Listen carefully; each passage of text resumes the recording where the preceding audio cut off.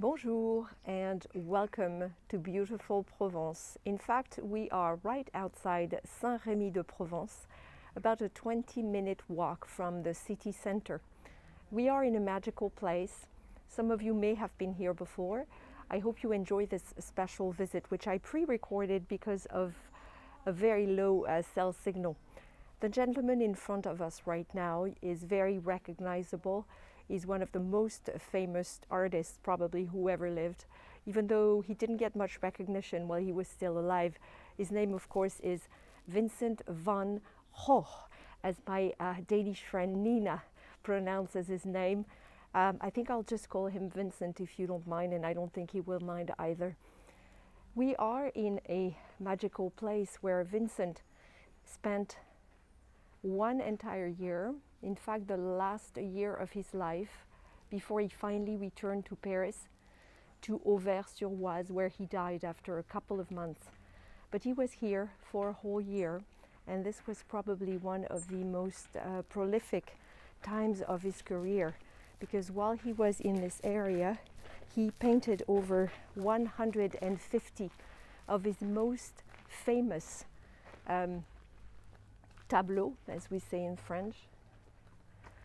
Here's one of them here.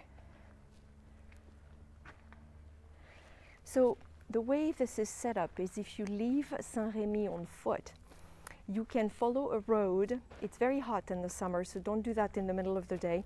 I did, and it was really hard. It's about a 20-minute walk to this place, and all along the way you have some of the most beautiful paintings that Vincent did while he was here in Saint-Rémy. And then they take you to this place. And you arrive at this place called Saint Paul de Mausole. Saint Paul de Mausole. And when you arrive at the gate, the entrance fee is about 5 or 6 euros. There are two signs. One will take you to the left to what seems to be a clinic, and another sign straight ahead will take you right through those gates, which we are about to cross. The clinic has been here since the 18th century. I will tell you a little bit more about the story of this place, but this section here is more of a museum now, where pilgrims of sorts come and pay tribute to Vincent. This is where he spent an entire year getting psychiatric care and creating. There he is. This statue is by an artist called Gabriel Sterck. It's Le Voleur de Tournesol, the sunflower's thief. There are quite a few tributes to Vincent by contemporary artists in this place.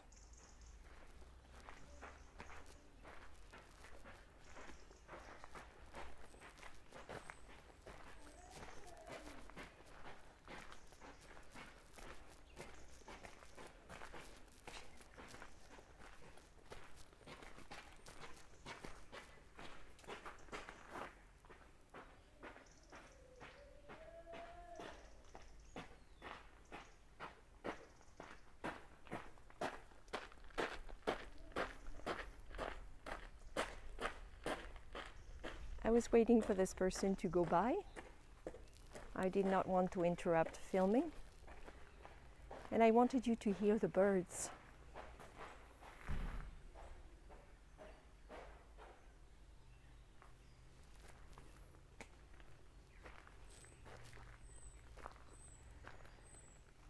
This building has welcomed religious orders since the early Middle Ages. There's a small chapel, you see it on the left. I won't go inside because it's really dark and rather Spartan.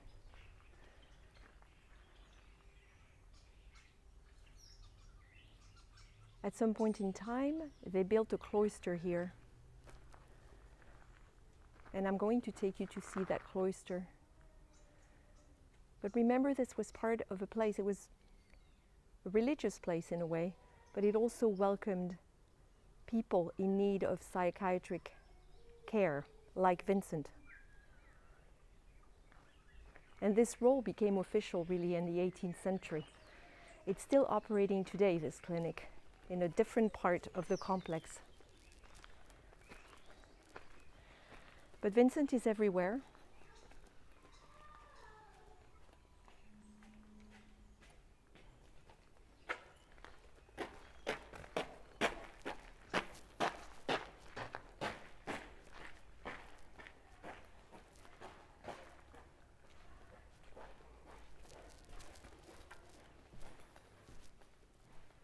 They have photo exhibits on a regular basis. And we are now entering the cloister.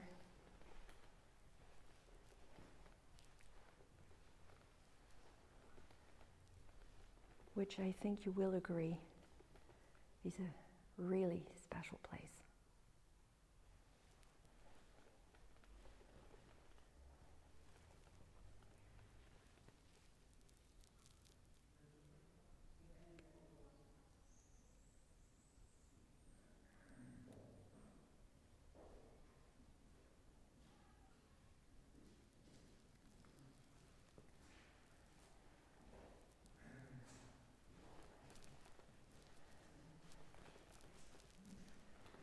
Look at the details.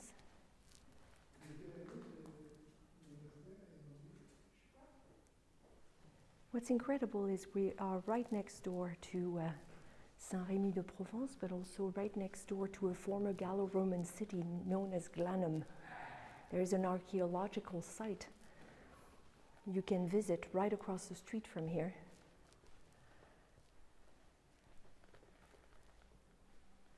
And for centuries and centuries, pilgrims used to come to this area because there was a spring that was rumored to have special powers. I'm stepping inside the cloister now. You can see the tower above the chapel. So Vincent would have been very familiar with these surroundings. And he found a lot of inspiration, obviously, in the scenery around him. We are at the foot of those beautiful mountains known as les Alpilles, the small Alps. There are olive groves, pine groves, flowers everywhere.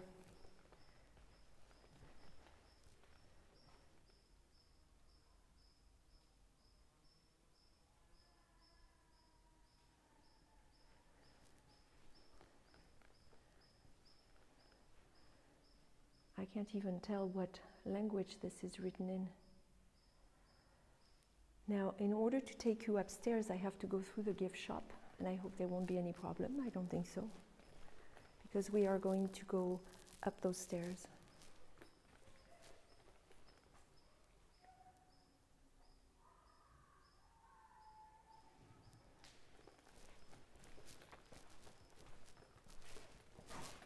Rebonjour.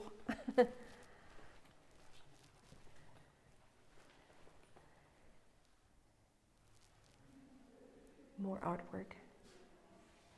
Now, apparently Vincent had dreamed about a community where artists, famous or not, could create and to use art as therapy. And he'd be really happy to know that in this gift shop, for example, the work of some of the patients in the clinic next door can be purchased here, and some of it is exhibited.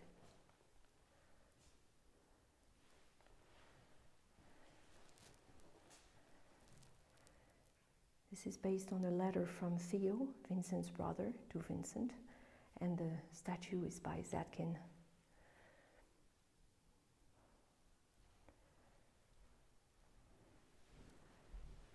Now, if we go upstairs, we can see a recreation of what would have been a patient's bedroom, in particular Vincent's. And I'm going to try and take you there. This is the cloister we just came from.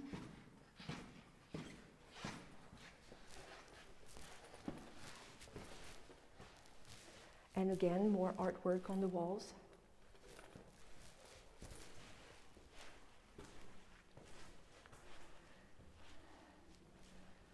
place is really bright now. I don't know how bright it was when Vincent lived here between 1889 and 1890, before he moved back to Paris, to Auvers-sur-Oise. This statue, this bust, is in fact Vincent, and the sign says un beau geste, a nice gesture. This is by an American sculptor, a fan, of course, of the artist, who decided to create this statue as a replacement for one that had been stolen, and donated it to this, I was going to say this museum. His name is Melvin Clapholtz. Now, from the rooms we're going to see, patients could look at gardens, could see gardens, and on the right over there you can see the first mountains of the Alpes. Imagine the scenery. Look at how lush everything is. You have some cypress trees, some pine trees, pines, and then you have this lavender garden, which of course in October is not in bloom right now. And all along it are more Vincent paintings like the ones I followed coming from Saint Rémy.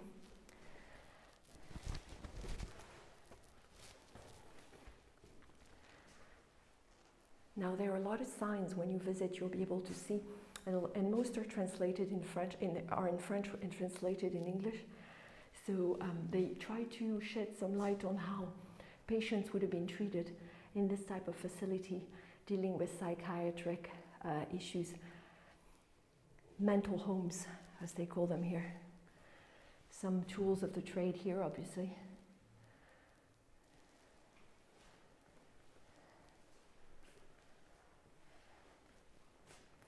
And so on the left here is a recreation of Vincent's room. And you're going to see it's rather Spartan. You have a bed, a chair, an easel where he would have worked, and then a small desk. Very little light, really. You can't escape this window for sure, but it overlooks the garden I just pointed out. In the other room, so there would have been several rooms like these, of course, and in the other room you have an illustration of how they try to treat patients through hydrotherapy.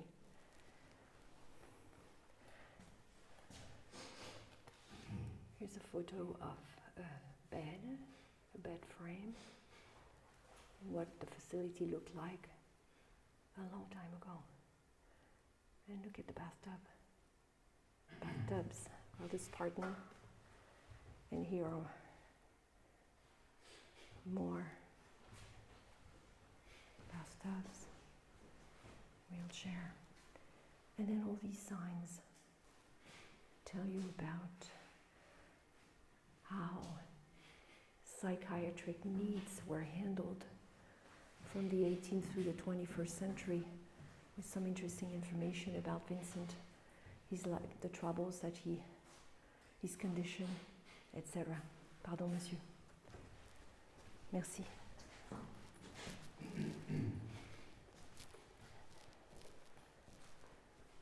So this is quite an interesting visit.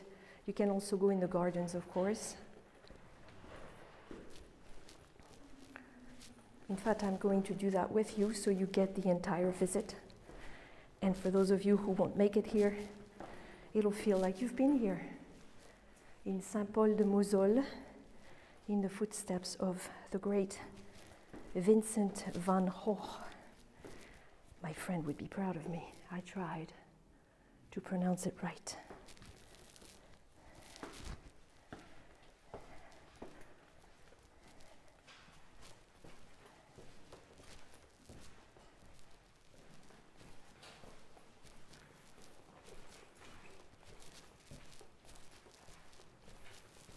Shop.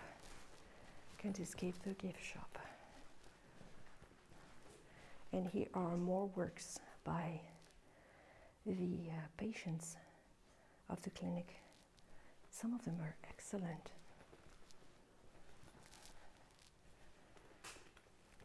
From this, you know you're in Provence. Vent violent, strong wind. Keep this door closed. The vent violent, the strong wind, is of course the Mistral. And here we are in the beautiful gardens that Vincent could see from his window.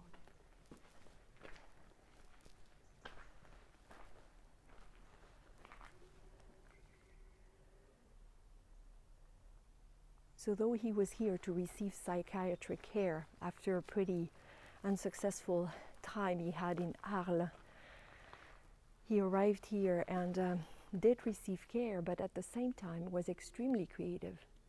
More than 150 paintings. So he was no doubt inspired by all this. The lavender field is here. I'll take you to the end of this row so you can see some of the paintings, and then I will wrap up this tour. If you've watched this video, it's because you are a Friends with Vero Club member. Thank you so much for your support.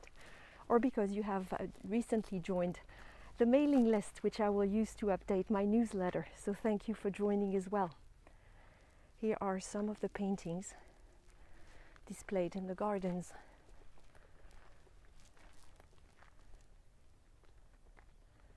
La sieste, the nap, the yellow wheat, or the golden wheat maybe,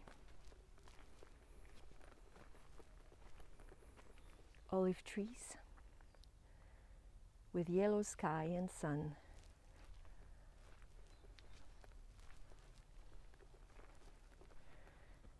Prairie and the mountains.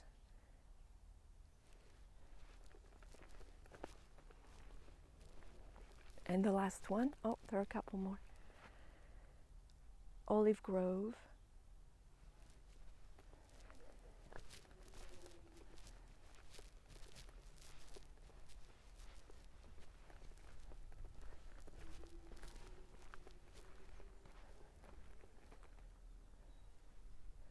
This was painted in the gardens of the hospice, he says, Hospice Saint Paul, so in the gardens of the clinic. And they are butterflies.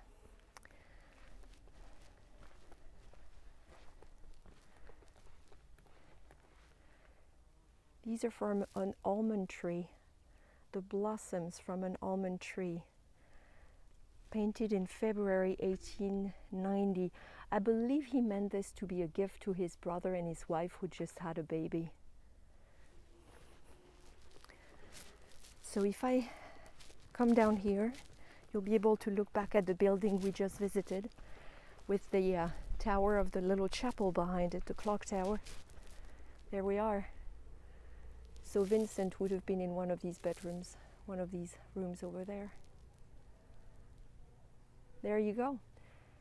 So if you come to Saint Rémy de Provence, once you've explored the downtown area, remember it's a former walled city, so you can find vestiges of the walls surrounding it. Lots of interesting buildings to look at. Hôtels particuliers dating back to the 16th through the 18th century. Several interesting museums as well. Then you can take the 20-minute walk, not in the middle of the day, it will be too hot, and come up here to Saint Paul de Mausole and visit this wonderful place, this magical place. A bit of a pilgrimage site really for a lot of people who loved Vincent's art. And across the street is this Gallo-Roman, what is left of the Gallo-Roman city of Glanum. So much to do. Thank you for joining me today, and I will see you again soon. À bientôt.